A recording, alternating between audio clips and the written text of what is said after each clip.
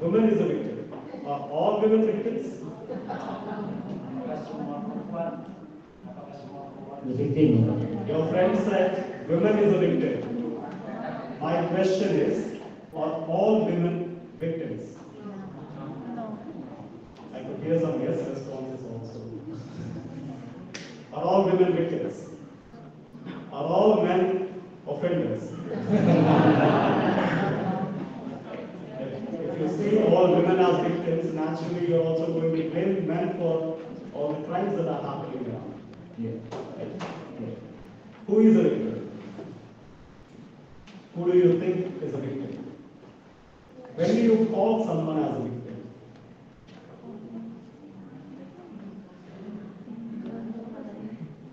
Siapa victim itu sesungguhnya? Kapan seseorang jadi victim?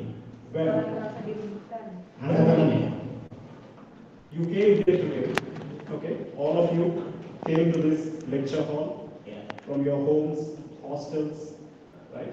You woke up happily, had your breakfast, took shower, scooty, bus, metro, train, walk. It's a normal day. Nothing bad happened to you, right? No harm. Nobody harmed you. Nobody attacked you. Nobody robbed. Right? Nobody did anything bad to you. You had a very pleasant day, normal day, and you are functioning as usual. No interruptions in your daily life. Right? It's very normal. Okay? So a victim is naturally somebody who has suffered harm. Right? Somebody who was harmed. Okay? Somebody who attacked, somebody who robbed, somebody who assaulted, somebody who got raped, somebody who got murdered, somebody who was mistreated, somebody who was abused, somebody who was a victim of fraud. Right? So there has to be some suffering, some pain, some loss for anybody to be called as a victim. Okay? Only when you are undergoing some suffering, pain and loss, some damage, then you are seen as a victim. Otherwise, you're all wrong. Right? No victimization, no crime, no victimization, no victim. But there are victimless crimes also. Another important, interesting concept. You know, there are victimless crimes. Ada yang tahu? Kejahatan tanpa korban. What is the crime? Any example? Contohnya apa? Victimless crime. Kejahatan tanpa korban. Is gambling a crime in Indonesia? Judi. Gambling. Suicide. Who said that? Suicide. Who said suicide? Okay. Do suicide not have victims? Apa bunuh diri itu ada korban? Is suicide crime in Indonesia? Apakah suicide itu kejahatan di Indonesia? Is it a crime? Kejahatan bukan? Sudah bunuh diri, dihukum lagi dia. It is a crime in India. If you attempt suicide, but you did not die. Okay? Suicide attempt is a crime. Suicide attempt. Percobaan Percobaan membunuh diri successful. If you are successful and you die, then it's not. Right? So suicide Kalau attempt. bunuh dirinya sukses itu bukan kejahatan. Yes. Right. Then your family members are victims. If it is an attempted suicide and suicide completed, then your family members can be seen as victims. Okay? Suicide has victims. It is not victimless crime. Okay? It has victims. It could be primary one who is dead, right, or survived. Family members, okay, can be seen as victims. And do suicide, is it covered under victimology? Do we Apakah victimology mempelajari tentang victims? Suicide produces victims. But does victimology study suicide?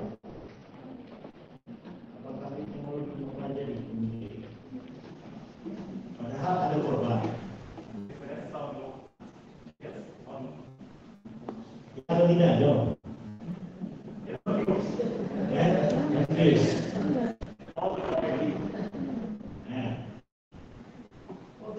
Is suicide studied in victimology? Apakah bunuh diri dipelajari di victimology?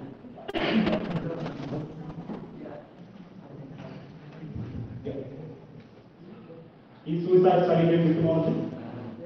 Ayo, mau jawab ya, tidak? Yes? Yes. Good. No. No. It's not studied under victimology. Victimology only deals with victims of crime and abuse of power. Okay?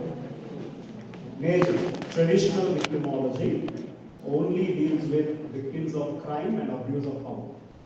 Okay? Somebody who is in powerful positions, like government official, misusing the power and mistreating the citizens, then that is abuse of power. Deaths in police stations, custodial deaths, right? Police are powerful if they are harming citizens, okay? Then that is abuse of power, right? So victims of crime and abuse of power are only studied within victimology, a traditional mainstream victimology, okay? Now there are newer disciplines, okay, which also try to include other kinds of victims, like for example, when I said green victimology, you are recognizing, you are recognizing victims of natural disasters. You are also ready to see environment as a victim of human-made actions, right? These modern conceptions we have destroying the nature, right? Now, nature is a victim, and in return, if you are having floods, if you are having earthquakes, okay, because of this human intervention, right? Because of the human intervention, if you are producing victims of nature, then one of the professors in Indonesia, Professor Heru Suzatio, he will be visiting your university this evening. So he is a torchbearer, okay, for disaster victims. He advocates the cause of disaster victims in Indonesia. Okay. He wants to bring in disaster victims to the mainstream victimology. Yeah.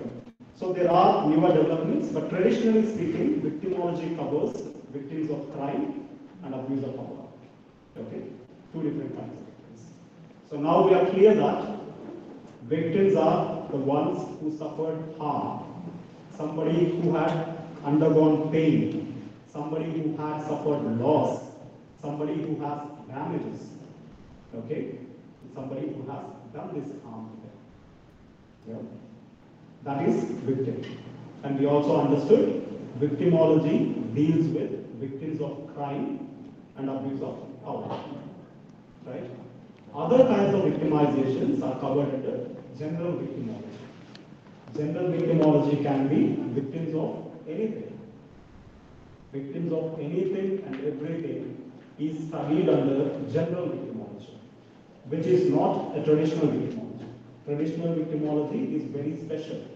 We call it as specific victimology. And that deals with victims of crime and abuse of power.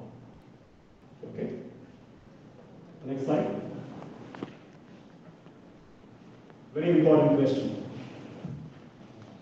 Why should we support victims?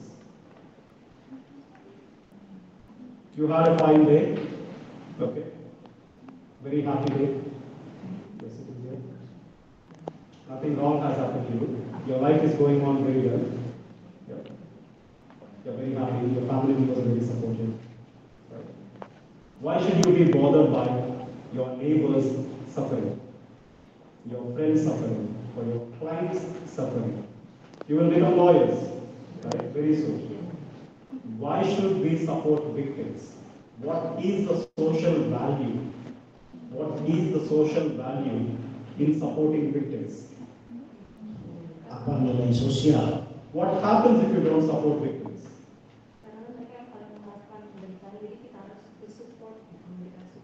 Okay, because they're suffering, then we need to support them.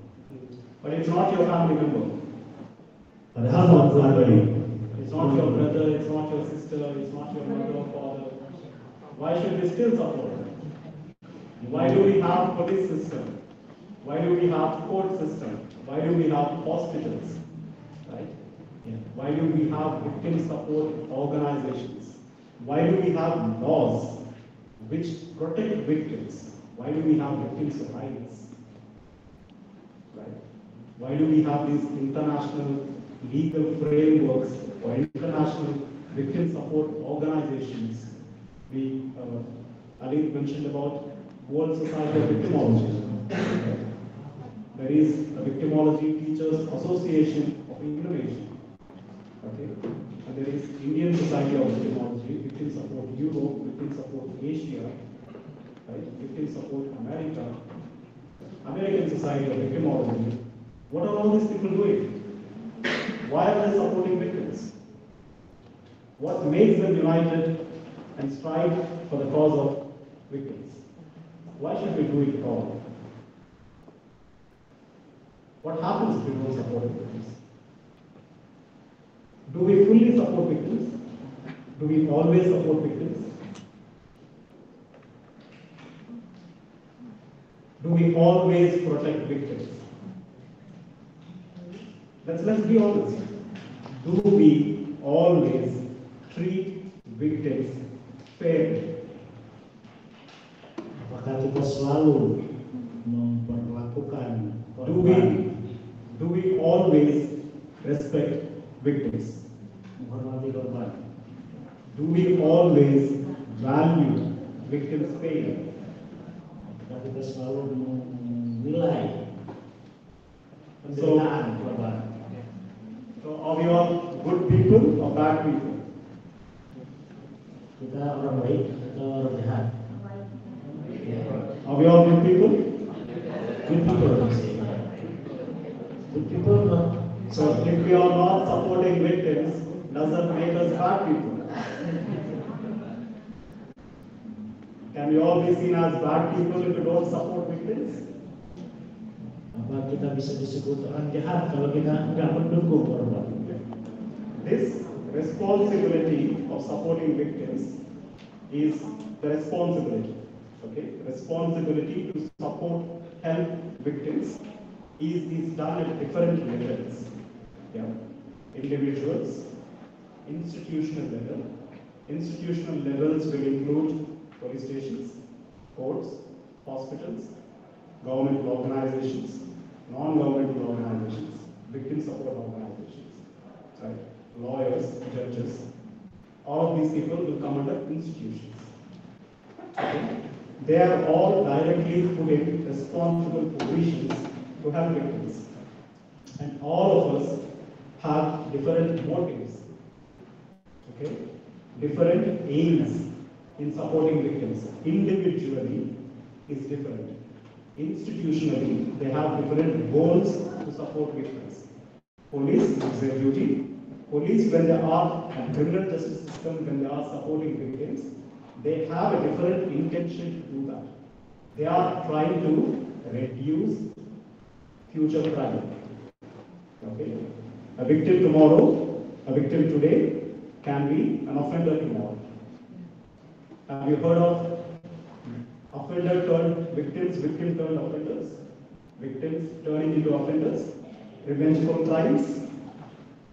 Yeah. Ada yang pernah dengar?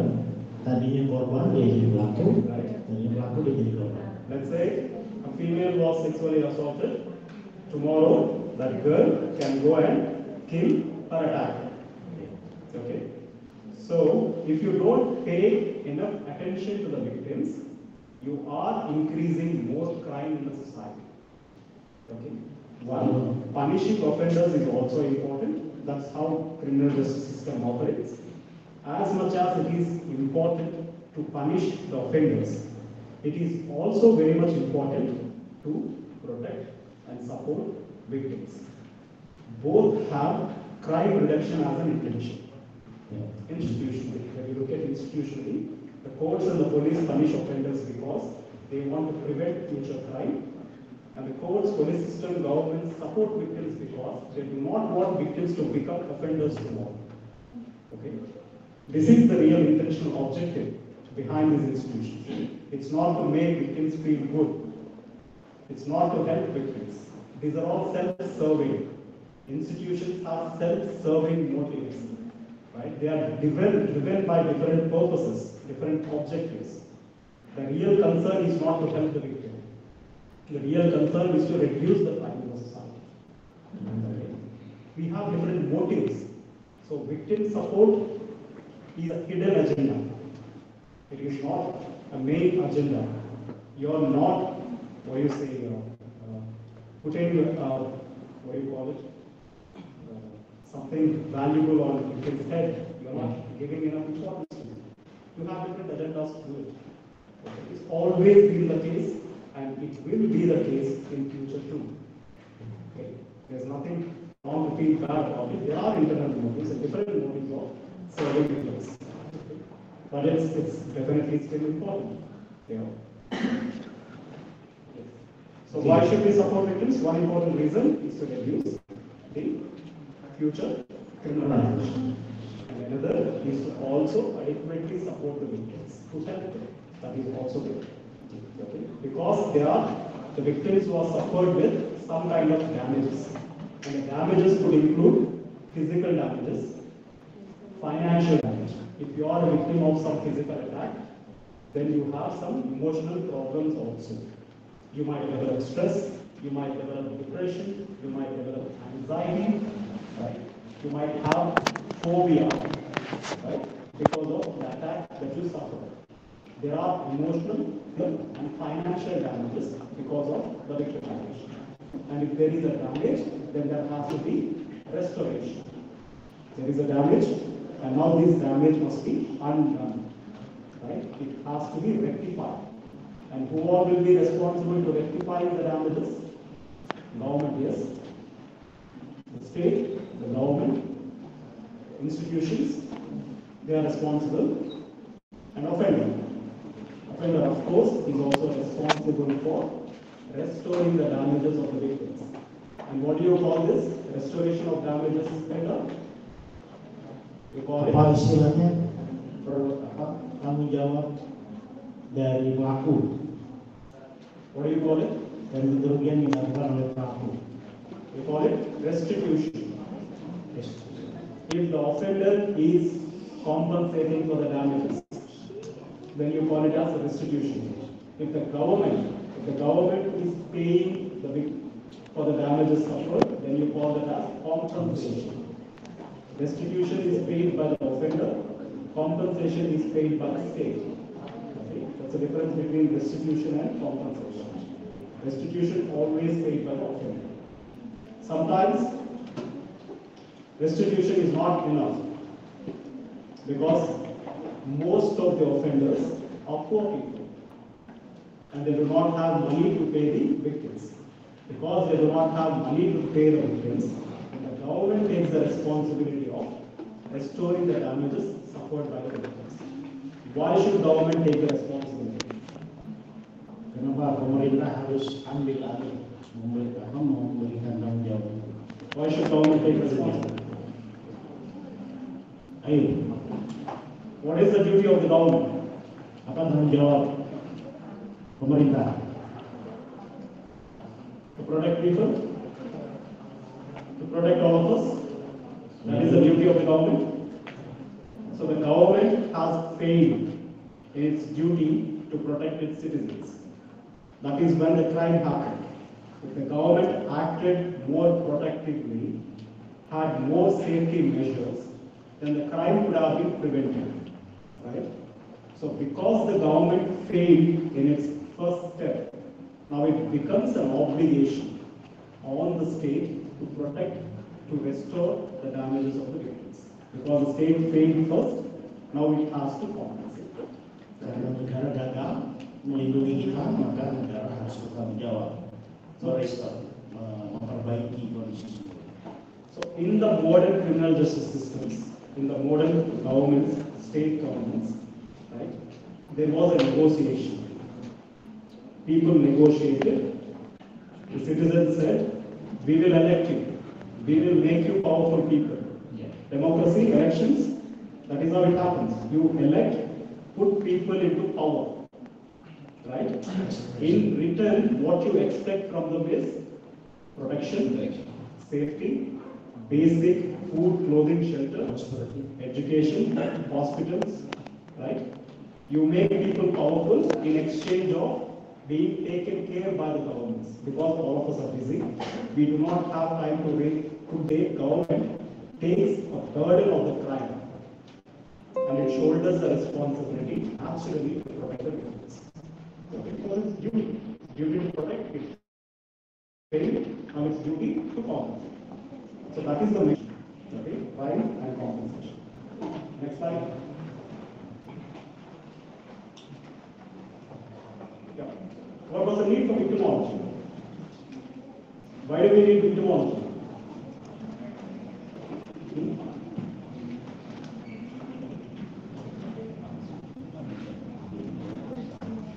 Do we need victimology to help victims?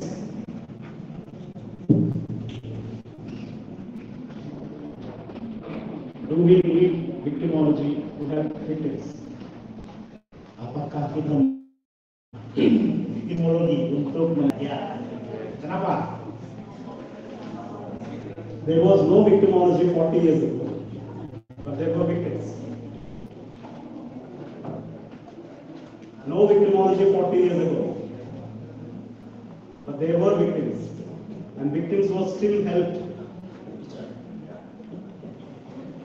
There were victims 50 years, 100 years, 1000 years ago, right?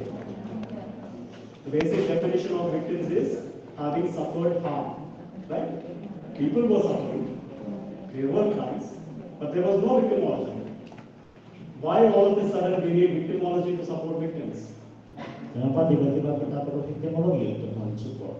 Padahal 40 tahun yang lalu tidak ada victimology.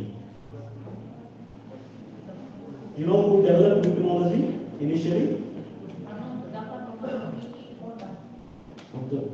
So we can understand about victims better. Yes. Siapa yang menginisiasi victimology? You can have focused attention on victims if there is a separate discipline which is looking at that. You know who developed victimology?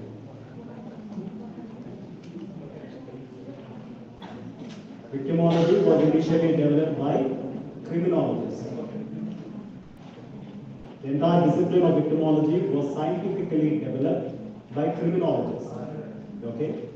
So criminologists, they majorly deal with criminals. They look at why crime happened.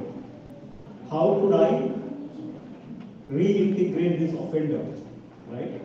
How do I take care of these offenders in the prison? How do I control human rights violations against criminals? This is criminology. Crime and offender is the center of criminology. Victim was not the center. But when criminologists were focusing on crimes, which later became the founding stones for the development of victimology. Yeah. So criminologists took the responsibility of developing the field unconsciously, unintentionally they developed the field. Okay. Initial criminologists. Yes. We need a separate victimology discipline so that there could be a dedicated attention, dedicated focus on victims, and there could be better things to be done for the victims. Next slide. Yeah. This will be the outline. We'll be looking at some definitions, some basic concepts in victimology. We've covered some of them already. We will also be looking at golden age of victims than now. Early criminologists and victimology, how early criminologists have contributed to the development of victimology. Evolution of victimology in Asia, how victimology developed in Asia. Challenges and future of victimology in both Asian and global context. What are some of the important challenges to this research? We'll be looking at all of them. Next slide. So we looked at the definition. Victima, meaning a sacrifice, a suffering, pain, right? And logos, meaning study of. Logos, it's a Latin word. Victima, logi, two words, it's a Latin word. It's called the study of the one who suffered. Okay? The study of the one who got damages. Victimology. It is a scientific discipline that deals with the victimization, okay, victims' reactions towards victims, and victims' reactions towards the victimization, towards the crime that has happened. Next slide. So what is victimology? There is both positive and negative side to victimology. So these are two sides of the same coin. Yeah? A positive side of victimology is victim support. Okay? And the negative side of victimology is the victimization. The pain, suffering, horrible experiences that victims have, right? The damaging impacts, the psychological, financial, emotional impact, all of this is negative side. The positive side to victimology is victim support. Okay? Helping victims is a positive side. The experiences of victims is a negative side. Two important concepts. What is repeat victimization? What is repeat victimization?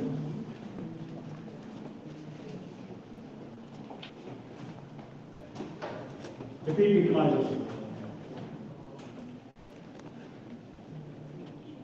One-time victimization is if you are a victim of a particular crime once, right? Robbery, theft. You are traveling in a public transport and somebody stole your bag. Somebody snatched your bag and ran away. But it happened only once to you. Okay? Then that is called one-time victimization.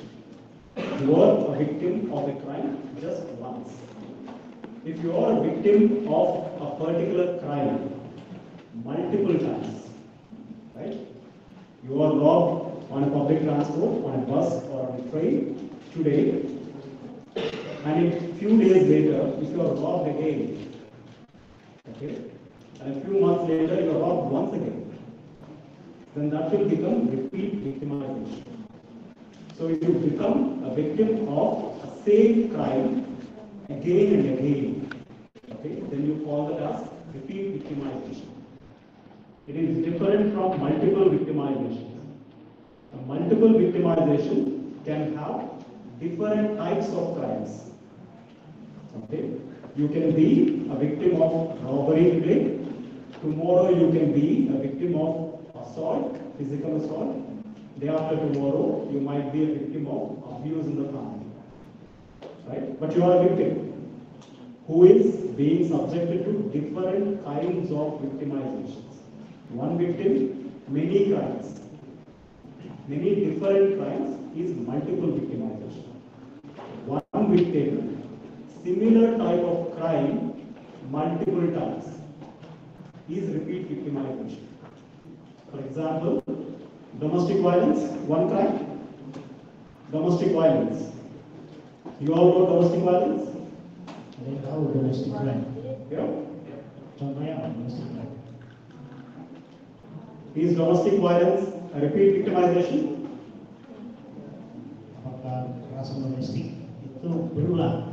Ya. Yeah. Terjadi di mana ini? It is a repeat victimization. A woman is being beaten by husband every time, right?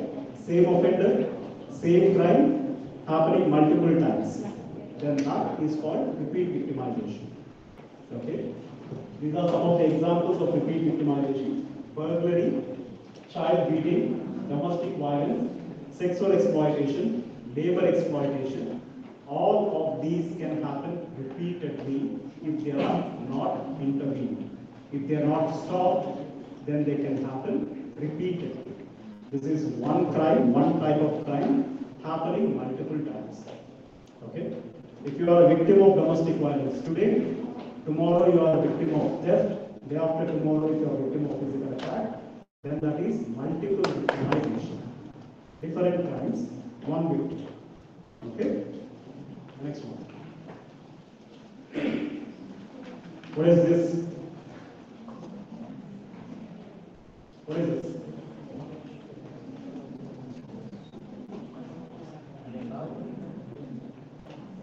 No. Secondly, victimization. If it is not for this, I would not be a victimologist.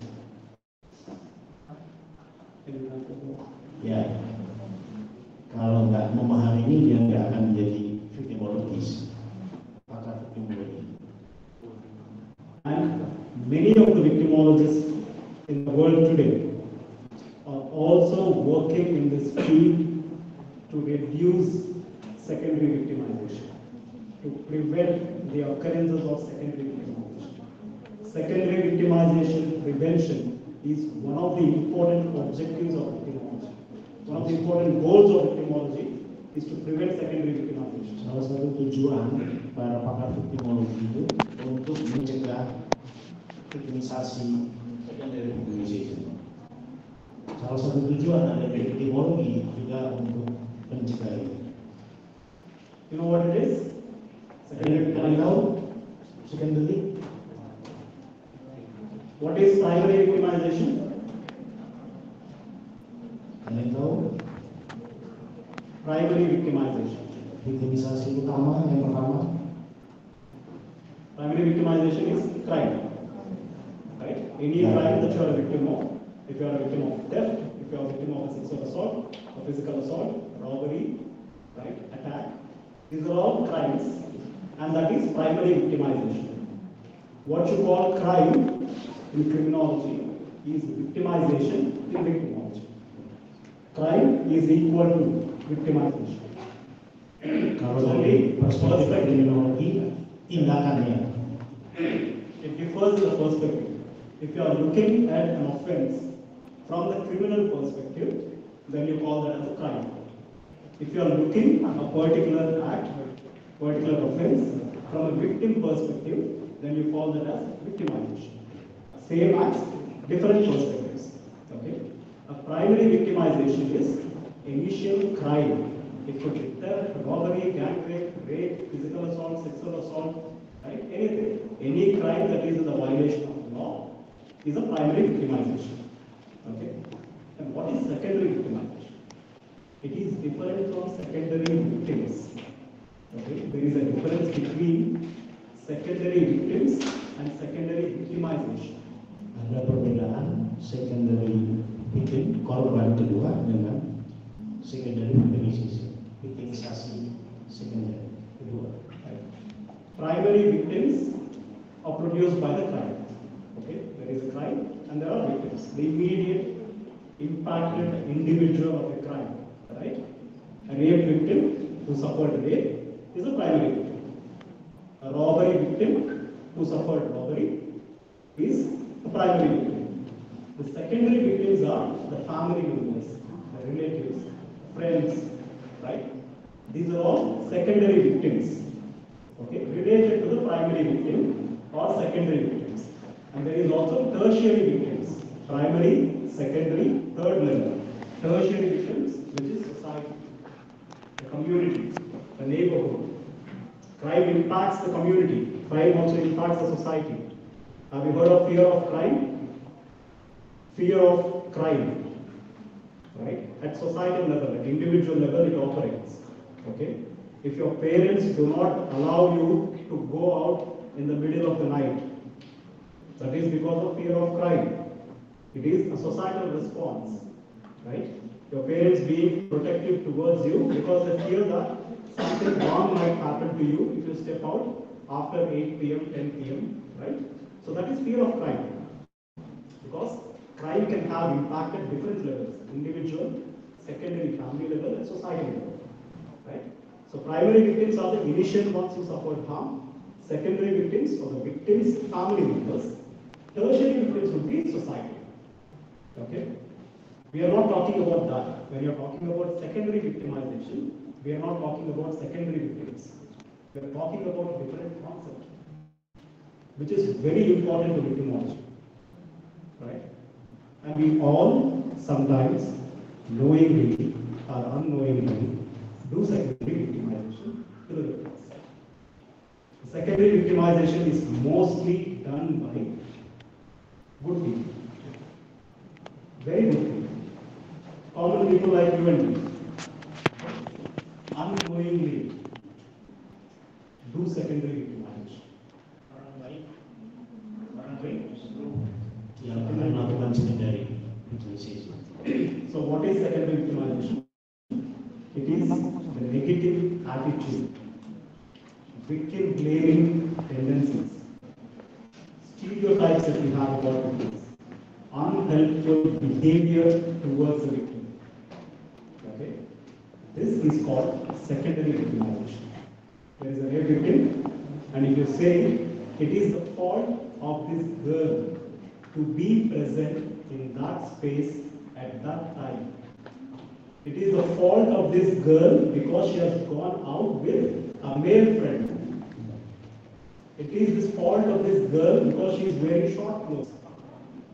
Okay? It is the fault of this girl because she has a bad character. Yeah?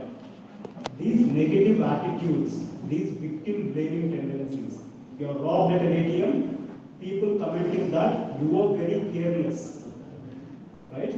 You were carrying your wallet in hand, and because somebody saw that, they snatched it. You were careless. Identifying the blame with the victims, finding the victim to be blamed. Victim is the one who suffered.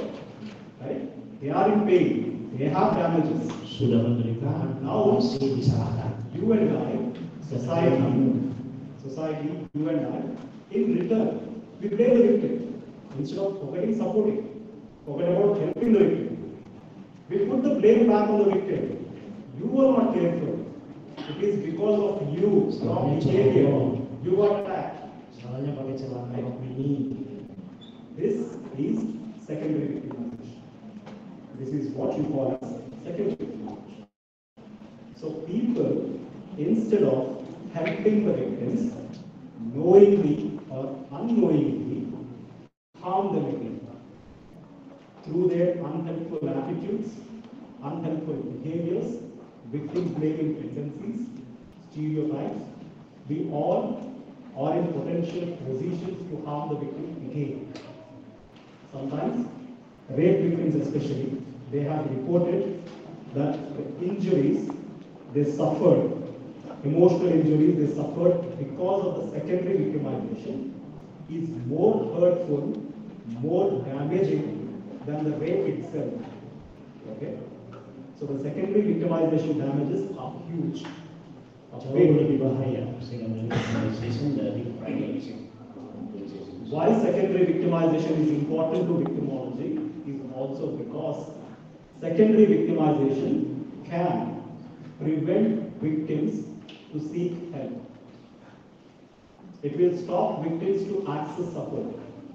If they fear secondary victimization, if they know that if I file a complaint against my attacker to the police, police might harass me.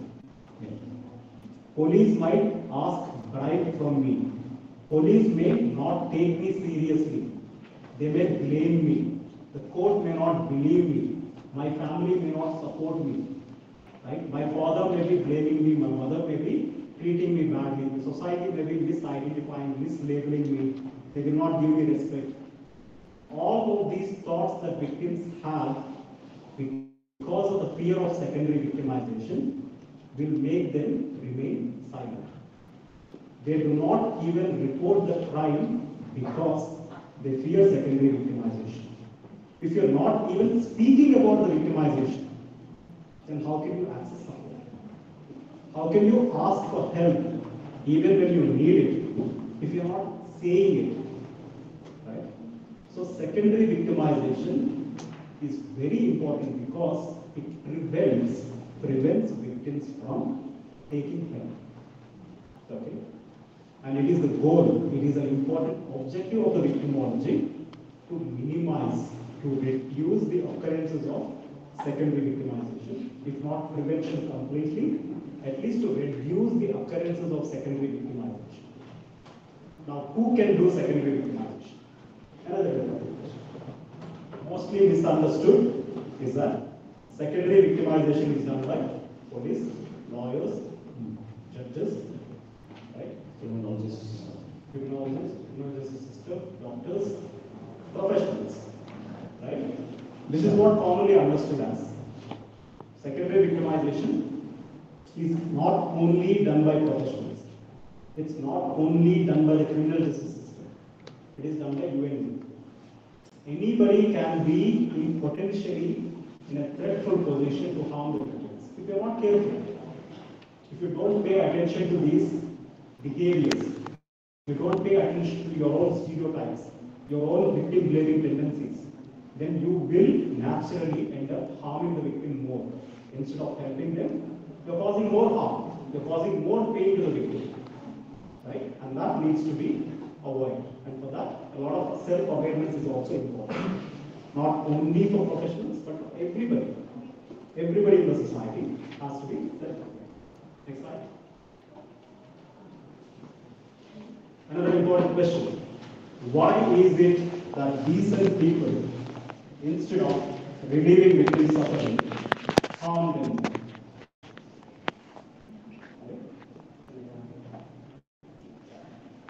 Why is it that decent people, instead of relieving victim suffering, harm them?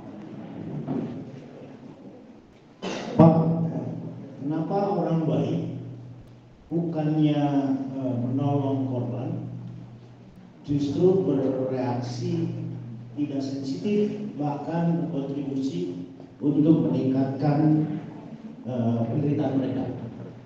Why? Kenapa orang baik diem aja? Malah perilakunya justru membuat buruk penderitaan dari korban. Why? Kalau kalian mengaku orang baik, kenapa? Did at some point in our lives did we blame the victim? Do it. Did you blame your sister, brother, father, mother for something that happened to them? Ada yang justru menyalahkan adikmu, kakakmu, saudaramu kalau mereka jadi korban. Why do we do it? Lu nggak sih gitu kan? Very straightforward, understand, right? It's bad behavior, right? It's not good. Yeah. But why do we still do it? What goes on in our mind, consciously, unconsciously? What happens to us? Why do we so easily do secondary victimization? Very easily, remember. We do secondary victimization very, very easily, without even knowing that we're doing it. Right? Why do we do that? Next slide. Next. What is true for you? Do we believe what we see? Or do we see what we believe? Which one is true? It's philosophical. It's a bit philosophical question. Do we believe what we see? Or do we see what we believe? Mana? Kita percaya yang kita lihat atau kita lihat yang kita percaya? What is true? Secondary victimization happens because we see what we believe in. Right? Victimisasi kedua jadi karena Our beliefs about the world, our beliefs about who the victim could be, who is the victim, our belief about that will determine, right, about whom we call the victim, treat the victim. We will look at that more. Next slide.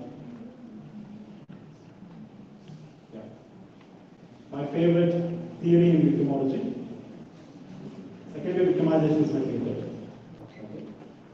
This theory especially, belief, we are talking about, do we see what we believe or do we believe what we see, right? We said secondary victimization happens because we see what we believe, okay? We interpret the world based on our beliefs. If our belief is, it's a belief about the just world, okay? What does this mean? We all are brought up, we're all taught from our childhood, from the time we were born into this world, we were told that this world is a safe place. You can trust your neighbor, you can trust your family, you can trust your friend, you can trust your society. It will not harm you. This is a safe place. You can go to school, you can go to park, you can go to movie theater, you can go to mall, you can go to club, right? You can go on holiday to a different destination, right? Because we're all fed, we're all brought up to believe that this world is a safe place. Yeah? Our parents, our grandparents, our friends, our elders, our family members, all of them constantly told, verbally or non-verbally, that you can trust this world. This is a safe place. Okay? These are called life-securing beliefs. These are called protective layers. These kind of beliefs about the world being safe shields you. It protects you from any kind of harm from the society. Right? It helps you. Because you trust the world, you can go on with your daily life. If you don't trust, you will not be able to even step out of your home. You will not be even able to come to college. Right? Because you believe that it's a safe place, you are safe. Now remember, when a crime happens, so these are firm beliefs. These are very rigid, strong beliefs we all hold. Right? When a crime happens in the neighborhood, let's say one of your neighbors was raped. Okay? Or one of your neighbors was murdered. Right? It happened in your next door. What happens to your belief system? So far, you believe that this world is a safe place. Right? And all of a sudden, you now saw something which is in contradiction to your belief. You believed from the day of your birth till now that this place is safe. But now you are seeing something which is an unsafe situation. Somebody in your neighborhood has been raped or attacked or murdered. Now you are scared. Okay? You are scared for your life. And now there is a contradiction to your own belief system. Now you no longer cannot believe that this world is a safe place. Right? You cannot. Because you saw crime happening in your neighborhood. But you still want to believe that this world is a safe place. You continue to believe, you want to believe that I still can trust this world. Otherwise it will become very difficult for us to function. Right? If you fear that you will also be harmed, then you cannot do anything. Okay? So how our mind operates is that you say that there is something that the victim must have done. Good things happen to good people. If you are a good person, only good things will happen to you. If you are a bad person, only then bad things happen to you. Right? We are taught these also, right? Religious learnings and everything. If you do good deeds, Jannah, you will be called for heaven. If you do bad things, then you will be called to hell. Isn't it? Right? That is what we are taught, and we believe in that. So let's say somebody raped. Very bad thing. And bad things happen to? Bad things happen to whom? Bad people. Right? Good things happen to good people. So bad things naturally happen to bad people. So if there is a rape victim, bad thing. Which means that rape victim is a bad person. Right? I'm a good person, so nobody raped me. I'm a good person, so nobody attacked me. Because this bad thing happened to this person must be bad. This person may have done something bad. Right? She was careless. She was wearing short clothes. She was going out with friends. She was going out in the middle of the night. All these kind of negative remarks we frame because to avoid our thinking. We don't want to shatter our assumptions about this world. We want to continue to believe that this world is a safe place. Okay? And because to restore that belief, you easily put the blame on the victim. Yeah? By blaming the victim, you actually feel safe. Right? Victim done something wrong, so victim must be blamed for it. I'm a good person, so nothing bad will happen to me. I can go to my office again, I can go to my school again, college again, I can go to mall, I can watch movie, I can do whatever I want to, I can continue to do that. Okay, and this is called restoration in the just world belief. Okay? So this is why we easily blame victims, because of we do not want our belief system to be shattered. Okay? And that is how secondary victimization happens. Unconsciously. Now, there is no undeserved suffering. Right? If there is suffering, you must deserve it. Why will it happen to you otherwise? Right? Menachem Amir is an important victimologist. Okay. He spoke about victim precipitation. Very important concept again. Victim precipitation is if the victim has contributed to the crime in some way. Victim's behavior, if it has contributed to the crime in some way, then that is called victim precipitation. We engage in morality constructive act. Whenever we see a victim, we do morality check. Okay? What is wrong with this victim? We do questions. Yeah.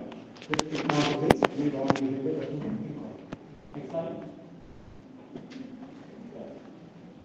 Very important. When a person is robbed, okay? When a person is robbed, the robber is put on the trial. When somebody is murdered, the murderer is put on the trial. But when somebody is raped, the victim is put on the trial.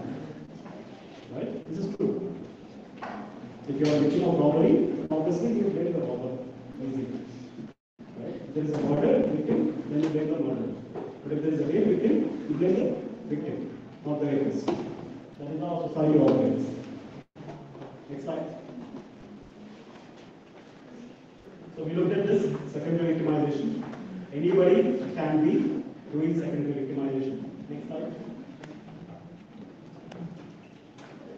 Next slide. Yeah. So what is the problem with victim blaming? It denies the offense. It trivializes the offense. It makes the offense seem small. Questions integrity and morality of the victim. Victim blaming does all of this. Focus is away from the criminal intention of the offender. Okay? Criminal must be put to the trial. When you are doing victim blaming, you are actually putting the victim on the trial. You are questioning victim's behavior. You forgot offender's behavior. Right? You are no longer thinking about what offender did. Now you are only thinking about what victim did. Why is this victimization? Because victim must have done something wrong. Restrains the victim from seeking justice. Okay? We talked about how secondary victimization can prevent people from accessing help. Next slide. Next slide. Yeah. Victims' needs. Next slide.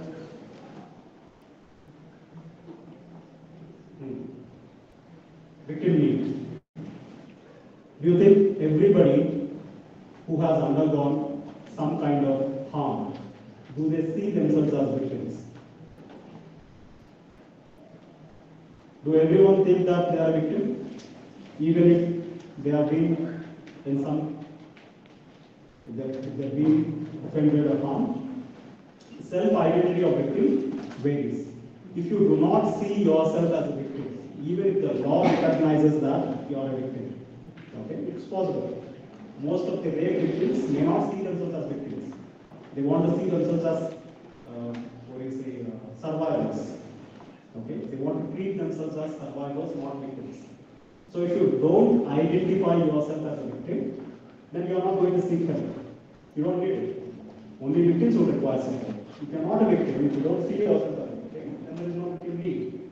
There is no victim support. Next slide. Yeah. Next slide. I'm skipping some slides because the short time. Next slide. These are some of the less recognized victim needs. Okay. More prominent recognized needs are physical needs. If you have physical injuries, then you need medical treatment. You need some kind of treatment to heal your wounds, damages. There is financial need. Victims would require financial support, compensation, restitution, right? And there is emotional need. Victims would also require emotional support, counseling, for example, they would require emotional support as well. These are less recognized needs. Those are very recognized needs. These are less recognized. Get information regarding case from police or courts, understand how case is handled, get information to avoid re-victimization, get advice from a lawyer, legal support, replace other property, if there are property damages, getting replaced, get time off to take care of things. If they are working, getting a break from work, okay, 15 days leave, a month leave, so that they can concentrate on getting better. Install locks to improve security, especially with burglary, robbery victims. They would require additional security measures. Get order of protection in domestic violence cases. They might get protection orders from the court so that they can be protected from the husband or the in-laws. Repair damaged property. Escort help to the victim to the court and police stations. Most victims might find it difficult to go to the police station and file a complaint, to meet the lawyer and discuss about the case. They would require somebody to go along. Okay, and these kind of services are also less recognized needs, which would require more attention. Next slide. Insurance claims, finding home in a safer area, replace identity. They can get, sometimes victim can be given a new identity. Okay, learn new job skills, especially with domestic violence cases. If they are out of the family and they need to support themselves, they would require some vocational training. They want to get a job, they need to be trained, educated, so that women can then work and then support herself and the children. Assistance with household shopping, care of children or aged parents, replace door, lock, find a temporary place to stay, shelter homes for domestic violence and rape victims. Some victims would require a temporary place to stay. Find interpreters and translators, especially with tourist destinations. Okay, I'm from India. I don't speak Indonesian Bhasha. Right? If I have become a victim of crime, some crime in Indonesia, if I have to file a complaint, if I have to go to court, I cannot understand the language. I would require some translator to help me. Right? Somebody who can speak Bhasha as well as understand my English, who can help me to file a complaint. So there is a role of translators. And this need for the victim to have translators is less recognized. It is not a mainstream need, mainstream support, but this is also an important support system. So as future victimologists, we all should be thinking about these less recognized needs also. Okay, not just the mainstream physical, legal, psychological help, financial help. We also must be paying attention to these minor needs which are less frequent. Okay? Next slide. Victims' reactions. They are still the basic concepts. We could not move on to the development or still very basic concepts. Victims' reactions. Victims have different reactions. Secondary victimization is reaction from the society towards the victims. Right? Victims also react to the crime. The reactions could be fear of further crime. They can be anxious, they can be stressed, they can be depressed. Okay. Have you heard of post-traumatic stress disorder? PTSD. It's a psychological disorder, okay, which can also happen with serious violent crimes. If a victim is of a serious victimization, then PTSD can also happen, which is a long-term reaction from the victim. The short-term reactions could be denial. Right? Sometimes the victims deny the offense. Right? They do not want to accept that somebody has raped them, somebody has mistreated them. You can see this in child abuse cases. Okay? Children who are physically, sexually abused by strangers or somebody from the family, children most often get into denial. Right? They don't even agree or believe that something bad has happened. Psychological defense mechanism, but denial is also one of the common responses of the victims towards the victimization. There are several reactions from the victims. Next slide. Next slide. Next. Yeah. Long-term reactions could be major depression, thoughts of suicide and suicide attempts, substance abuse, somebody could become dependent on alcohol, right, drugs. To cope up with the victimization, they might get into unhealthy behavior, relationship issues, right? They will have family issues, conflict with partners, children, anxiety disorder, changing view of the world. We talked about just world belief, right? Now victims might question the safety of the surroundings. They will not believe that this world is still a safe place for them. Because they have experienced wrong things, now they cannot believe that this world is a safe place. There is cognitive change. Thinking is changed now. Increased risk of further victimization and PTSD is a long-term reaction. Next slide. Next slide. Next slide. Okay. Spoke about golden age of the victim. Okay. Once upon a time, in the past, like 4,000, 5,000 years ago, there were communities which were practicing restorative justice, not retributive. Retributive is eye for an eye. You harm someone, you should be harmed too. Okay? That's what the criminal justice system does. Right? If there is an ex who raped, one person raped a girl, this person is punished by sending to the prison. Right? So one person is harmed, the harm should also be punished. The one who harmed should be punished. That is eye for an eye. Punishment because you cause suffering to another person. That is retributive. But there were times when the victim was at the center. Okay? Victim's needs, victim's suffering was put at the center, and victim restoration was the main object. They are not punishing the offender. Punishing the offender is not the ultimate goal of some systems in the past, in the historical times. Victim restoration, helping victim was at the center. We slowly lost that. We gave the power to the state to protect us, and state in turn started oppressing the victim. Okay? Victim is reduced to a level of a mere witness. The role of victim has been reduced just to be a witness in the court. Right? Victim can only speak in the court if the victim is asked to do so. Victim cannot even say anything in the court, cannot narrate. They cannot say how damaging this crime is to them. Only when they are asked to speak, they can speak. Otherwise, they are silent spectators in the court. Sometimes victims are not even allowed to the proceeding. Right?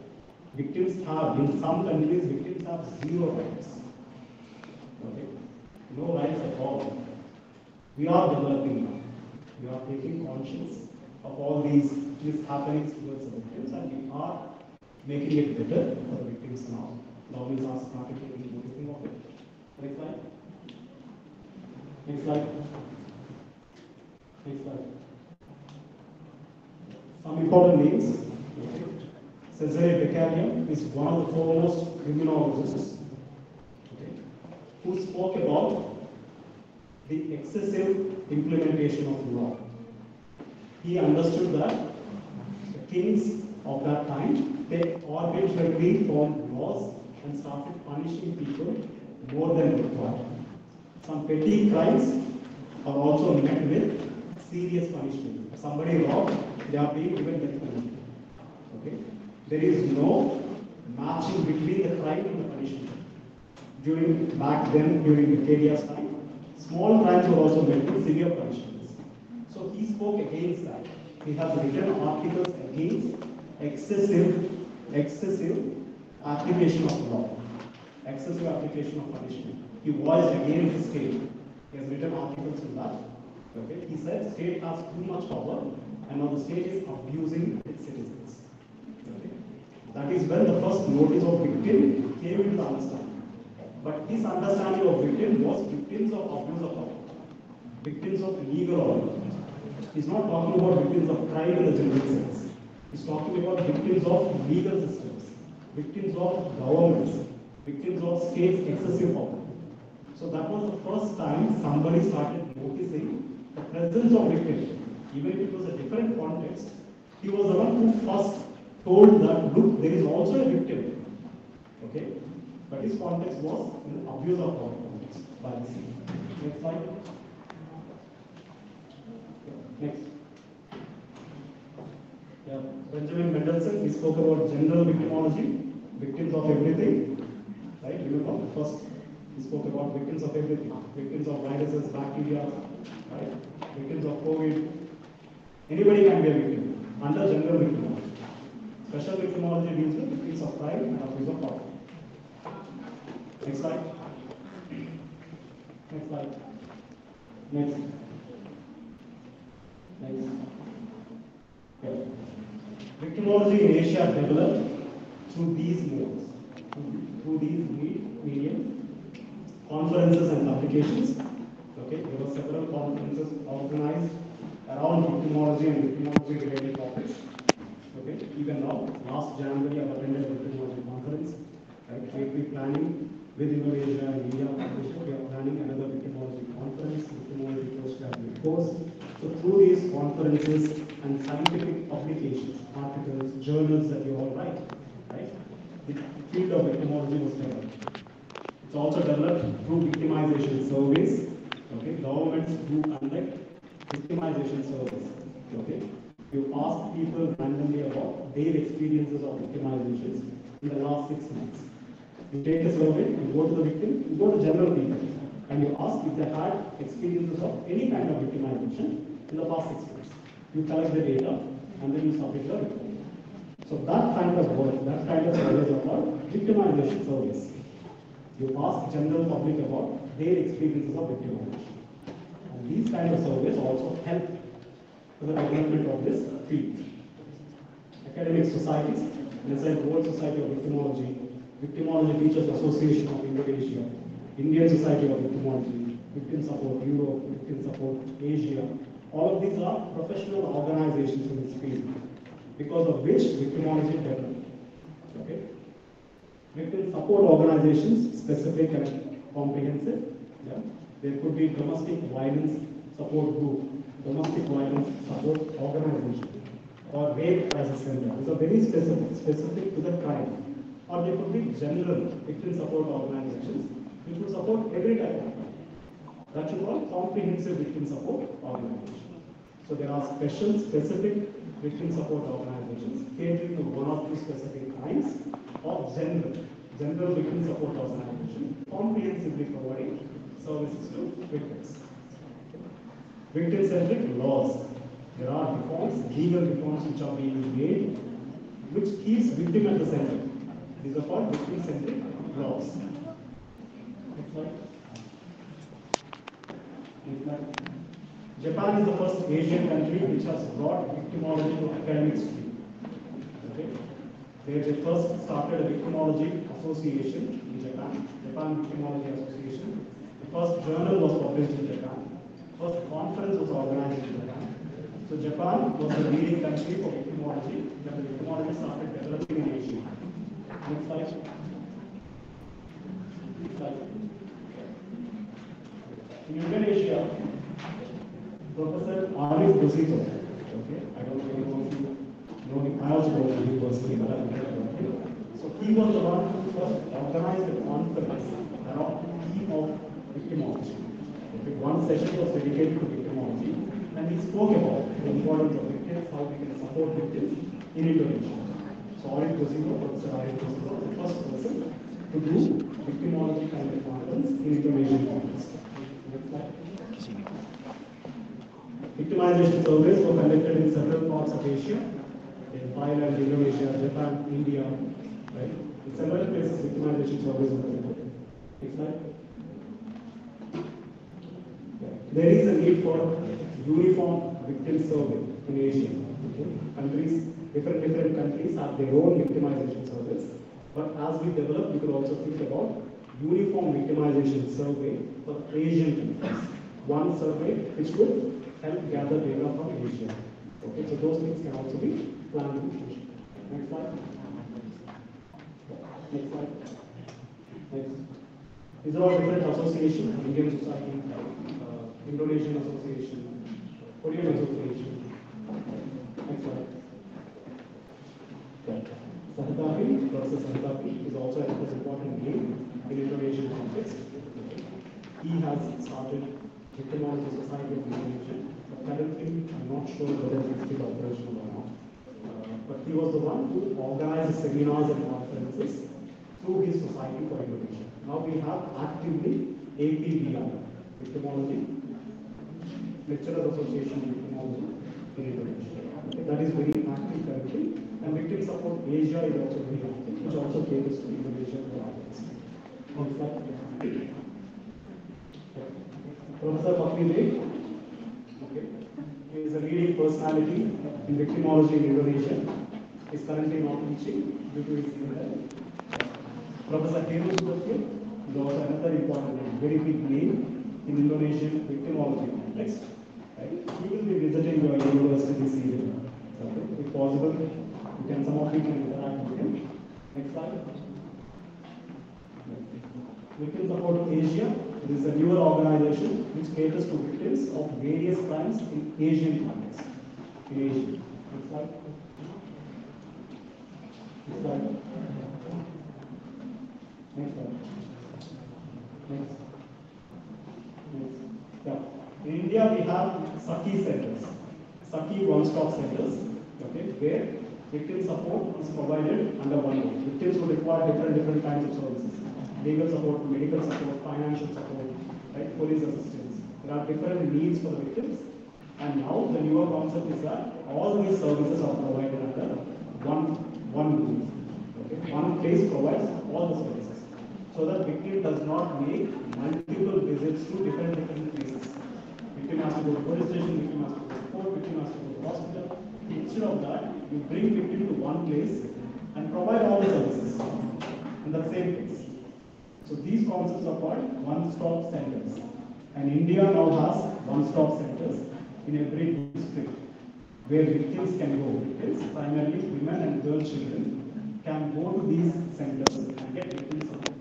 And they will be provided with legal support, medical support, police assistance, psychological support, shelter, video conferencing facilities, rescue services. All of these are provided from one center. They need not go to multiple places. So this is a newer concept which has been developed in the last 20 years. Right? Next slide. Next slide. Some challenges. Next slide. We spoke some of it already. Cybercrime, cyber victimology. Right? Annually, globally, we are going to have 1 billion victims of cybercrime. Okay? And victimology must be paid to handle such kind of victimology. Next. Green victimology, we also spoke about how this field must also incorporate real victimology going forward, which is also a challenging situation. Right? The definitions will change. The kind of perspectives will change when you're thinking about victims of environmental crime. Right? How will you cater to these victims? How can you compensate? You can also see environment as a victim now. Okay? How does victimology apply to environment? Right? So all of these are different concepts that we will have to deliberate on. And there is also enforceability of victim rights. Victim rights are there on papers. Okay? Most of the governments recognize, understand there should be some legal framework to protect victims. Victims must be given some rights. It is there on papers, but how do you enforce them? Okay, if somebody does not cater to victims' rights, if the police station, police denies to take a complaint, refuses to take a complaint from the victim, can the police be punished? Okay, can the police be sent to prison because of denying to make a complaint? Victims' rights are not protected. The enforceability of victims' rights is still questionable. Okay, so enforceability is also another challenge that victimology still struggles to deal with. These are all future challenges. Okay. Next slide. Next. Next. Okay.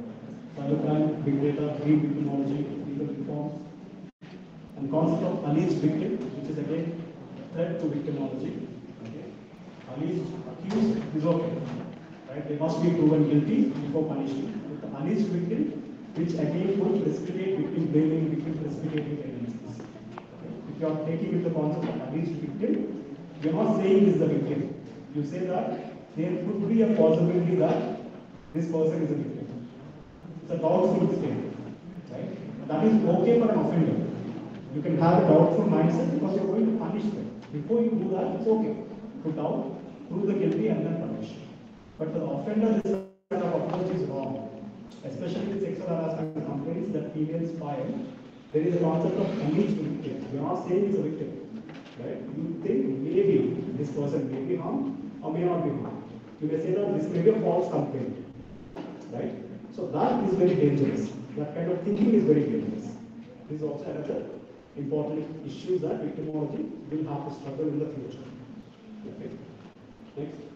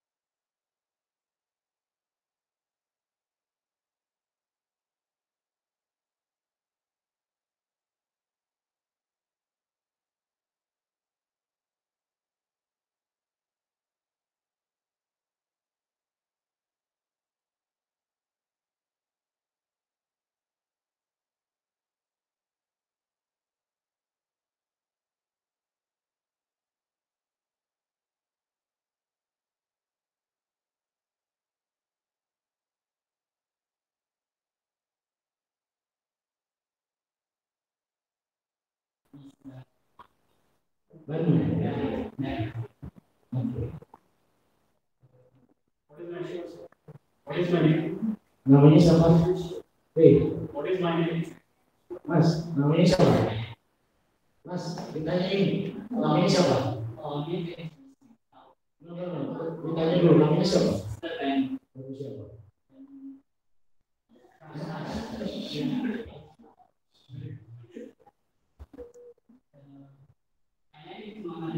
Ya, I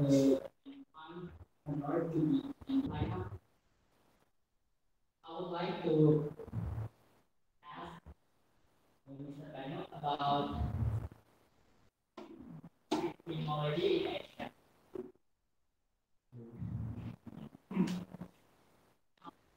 Address the unique challenge faced by marginalized and vulnerable groups such as women, children, immigrants, and ethnic minorities.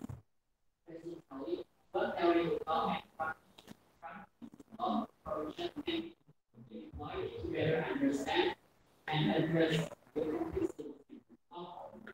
victimization of behavior, social, cultural, and political across Asia.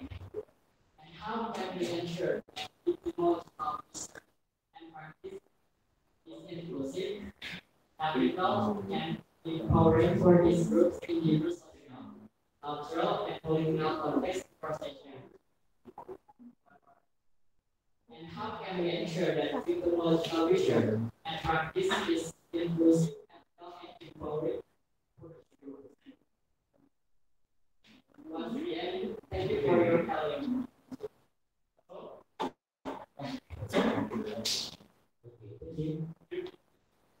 Bisa ada satu lagi?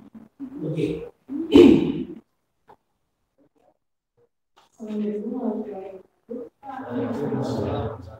Thank you for the opportunity. Let me introduce myself. I am Zulfiro, PhD student, Melissa. Yeah. We know that women sometimes feel victim of murder, where it's spousal abuse, parental abuse, and kidnapping also. So maybe it's desecration, but it would be an honor to know it from you, Sabano. So are there any privilege or special treatment to the victims who are getting secondary victimization, especially women in the field of victimology on Asian scale or around Asia? Thank you.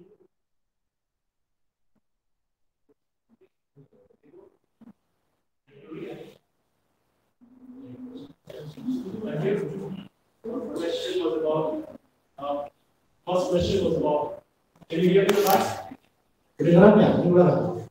Can you hear? Yes. Okay. The first question was about the secondary victimization happened because of lack of humanity in people. Okay. So during the presentation I said secondary victimization can be done by good people. Okay. People like you and me who are generally good with a lot of humanity and also can end up causing secondary victimization to other victims. That's because of just one theory that we spoke, just one theory. You want to believe that this world is the same place, and if I'm good, I will only be. People will treat me good. If I'm bad, then other people will treat me bad. Right? So that belief we want to restore. So basically, it happens because we do not want to believe that it's the same place. Unconsciously, we made the victim to restore our own beliefs, to protect our own beliefs. We conveniently and easily made the victim. That is one argument which applies to generally for the mainstream. But there could be people who are insensitive by nature, okay, who are less humane, especially correct. Right? There could be bad people, okay, who blames the victim for no fault. They are not applying just word belief. They are simply being insensitive, simply being rude, simply being ungrateful, right? Simply getting pleasure out of pain. There could be other set of people also. But generally, these are need to believe that this world is the same place, and we conveniently put the people to restore our own beliefs about it. Second question. That question will take like a few hours to answer. Okay. So marginalized groups and what is victimology doing? Right? How can you empower marginalized groups? In the Asian context, we are still struggling to meet our basic requirements for victimology. Okay. We're still catering to mainstream crimes, and we are not being very successful in doing that. Mainstream crimes like rape, mainstream victims like general people. We are not talking about minority victims. Minority victims would be elderly, children, victims of different race, culture, background, immigrants, for example, tourists, for example. Victims with different kind of sexual orientation, basically gay, bisexual, transgender, other gender identity, minority groups. There are different laws within the country. Some countries are more open and accepting of LGBTQI community, but some communities are not really accepting. Okay. One important thing about victimology is that if the society identifies, recognizes a particular crime to be crime,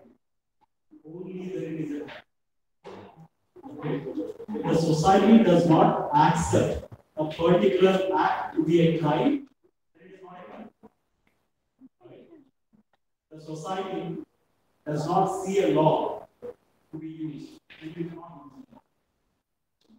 And you can use a law because the society is seeing it as either way is possible. A simple act which is not a crime, the society can perceive it as a crime. I'll give you an example. Homosexuality, for example, okay, was once a crime in India. People were punished, people were sent to prison if they are engaging in homosexual acts, gay, lesbian, they were punished. Now in the Indian context, the law has been withdrawn. It is not criminalizable offense. Society is still having negative issues with it, negative reactions towards this act. But as per the law, it is not a crime. So your society will decide what is a crime and what is not a crime. And this is also subject to the context of time and space. Whatever is crime today may not be crime tomorrow. Or whatever is not a crime today can be recognized as a crime tomorrow. For example, marital rape. Okay, marital rape in some Western countries is considered to be a crime. You can be punished if a husband or a wife is raping the partner, or if you are forcing a partner to engage in a sexual activity without the consent, without their understanding, then that is a crime. Within marriage, rape is also not being, which was not a crime before. Now it can be a crime. Okay, in some countries, it is a crime. So your society will determine what is a crime and what is not a crime. And that will change with time. Okay? And then this minorities in the context of this society has to evolve.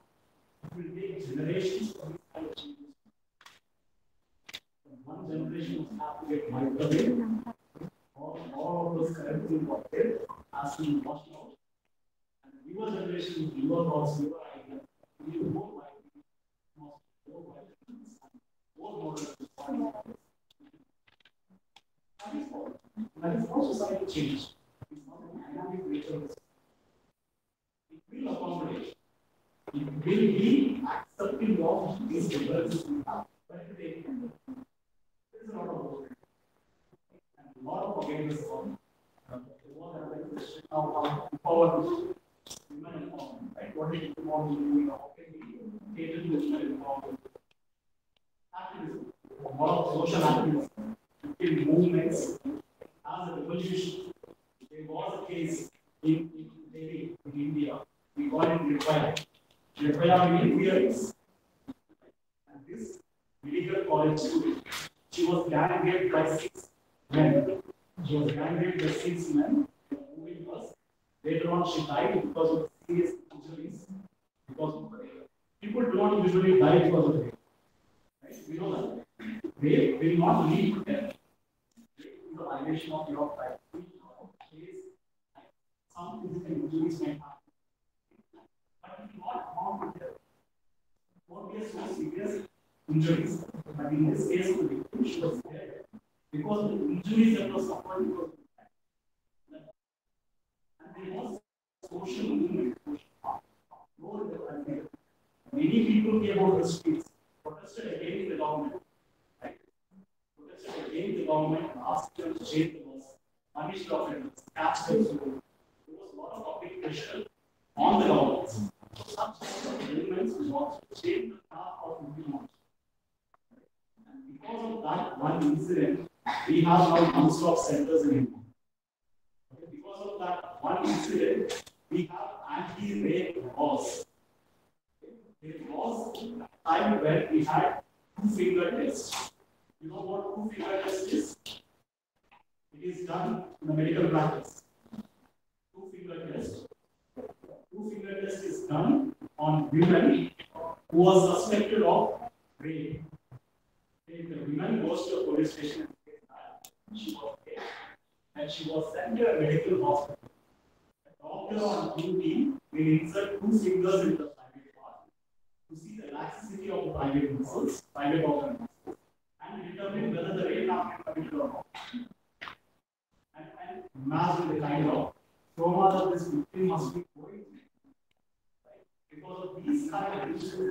actually which were thought to be scientific evidences. Now we are growing as a society, we are evolving and understanding towards the needs and emotions. And because of that, using it as a so no hospital in the country, nobody would ask for a so it will take time. There will be instances in the society, certain times, which will change the trajectory of the field for good. That's happened everywhere. In Europe, United States, there are victim movements which has contributed towards the development of technology. Sure, in Indonesia also you have some. Which is contributing to the development. Is one. And having said that, we should not wait for that to happen. We cannot only react when you have very unacceptable things happening. This victim movement can also be positive movement. We all can become conscious, more responsible citizens. And fight for the cause. We don't have to wait for another nuclear angry to happen or a murder to happen. We don't have to wait. As conscious individuals who are passionate, driven by the cause of technology,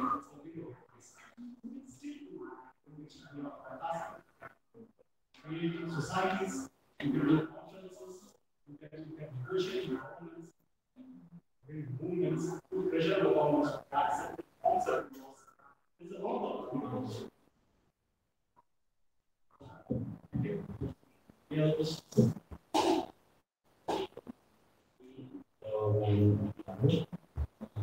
menarik itu karena pergerakan kita meskipun harus menunggu satu korban lalu kemudian dia memiliki satu lembaga anti perkosaan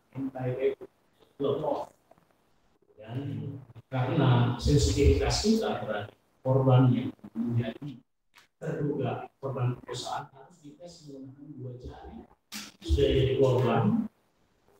Untuk memastikan dia korban perkosaan harus dimasukkan 2 jari ke daerah sensitifnya dia. Kalau kita diam, tentu perilaku tetap berjalan. Artinya ya kita tetap harus sensitif, harus peduli terhadap korban. But it is interesting because the identifying our survivor. Because we are strong people, we are not weak people. But there is a strategy about a victim and survivor. We have victim support, that we will not identify ourselves as people. Yeah. When we are talking about perceptions of victim, yeah. How do you determine? How do you see one as a victim? So in that, one other important characteristic is that victim must be perceived as weak.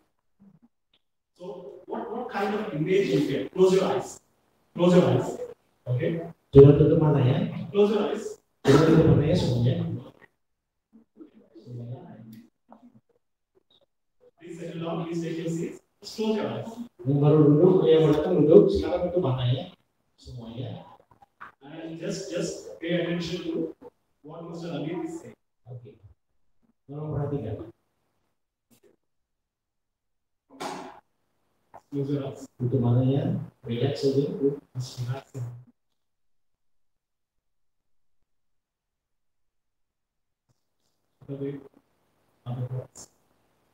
Hilangkan pikiran-pikiran lain. Kosongkan pikirannya. Feel this room. Rasakan ruangan ini. Bring back your mind to this classroom. Balik lagi ke pikirannya ke dalam ruangan ini. So that you're here, listen to me. Pastikan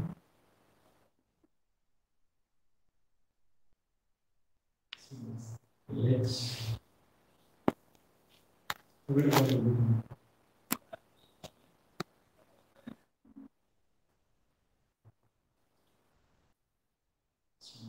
Just relax. Drop your shoulders. Put your weight on the chair. Just relax. Saya biarin aja ke kursi. Relax. Itu semuanya ya, itu terus. Forget about the next class. Lumayan, nanti ada kelas lain. Forget about your exams. Baik, ada ujian. Forget about assignments. Ada tugas. Relax. Baik. Just pay attention to the lesson. Perhatikan apa yang diucapkan. Imagine 20 20-year-old girl tahun, gadis berusia 20 tahun.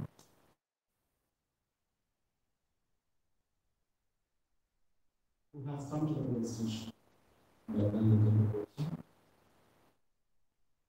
and wanting to file a complaint to the police. Lapor ke polisi. She said she was raped. Dia bilang dia berusia 20. You are there at the police station. Kalian ada di sana di kantor polisi itu. Wanting to get some information. Cari informasi. And you are listening to this victim talking to the police. Kalian mendengar korban itu bicara kepada polisi. You look at her. Kalian melihat dia. You look at the way she is behaving. Dia melihat perilaku. You paid attention to what she was wearing. Perhatikan. You looked at how her body language is. Kemudian dia berbicara. You looked at how she was reacting to the time. Kemudian perhatikan bagaimana dia bereaksi. Hold that image. Pertahankan daya itu. Take a moment. Capture the image. Dua kuda. Mantap. You are ready. Please open your eyes. Kalau sudah siap, silakan dibuka.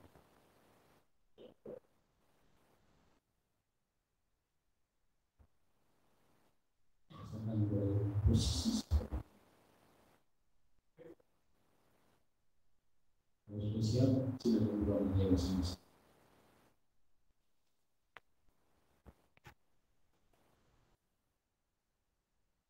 Open your eyes whenever you're ready.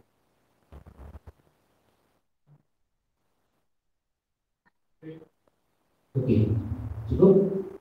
Can anybody describe the image of the victim you have imagined in the police station? It's 20-year-old. What kind of image you have? How does she look? Can anyone share? Bayangkan kalian di kondisi tadi. This is your imagination. How does this victim look like? Anybody? Seperti apa? Kayak apa? Gadis 20 tahun itu. Silakan. Ada yang mau ceritain?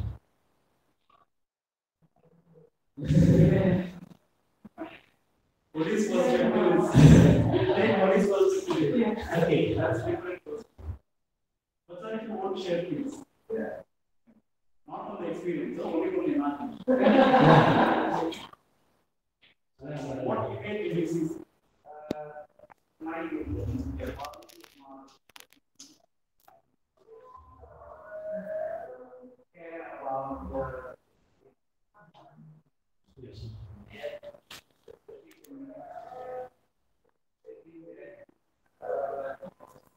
How was victim look?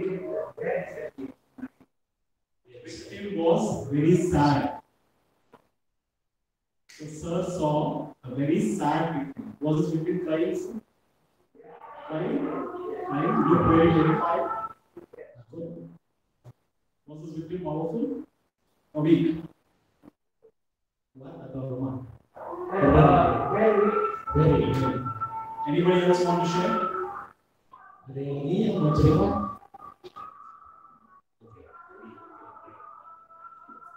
Please, ada.